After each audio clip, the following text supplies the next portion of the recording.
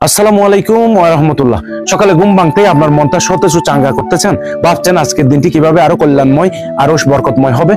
একটি সহজ আমল আছে যা আপনার সকালকে ঈমানী শক্তিতে ভরে দেবে। জানতে চান সেটি কি? রাসূলুল্লাহ সাল্লাল্লাহু আলাইহি ওয়াসাল্লাম বলেছেন, যে ব্যক্তি সকালে আলহামদুলিল্লাহি রাব্বিল আলামিন হামদান কাসীরান তাইয়্যিবান মুবারাকান ফি বলবে, তাকে এমন 10টি নেকি দেওয়া হবে যা সকালের জিকিরকারীদের মধ্যে সবচেয়ে বেশি। সুনানে তিরমিজির 3431 নম্বর হাদিসটির বাংলা অর্থ হলো, সকল প্রশংসা জগৎসমূহের প্রতিপালক মহান আল্লাহর জন্য, এমন প্রশংসা যা অগণিত, উত্তম ও বরকতপূর্ণ। এই হাদিসটি আমাদের শেখায় যে মহান আল্লাহর প্রশংসা ও শুকরিয়া আদায় করার মাধ্যমে আমরা কিভাবে দিনের শুরুতেই বিপুল সওয়াব অর্জন করতে পারি এবং আমাদের দিনকে বরকতময় করে তুলতে পারি।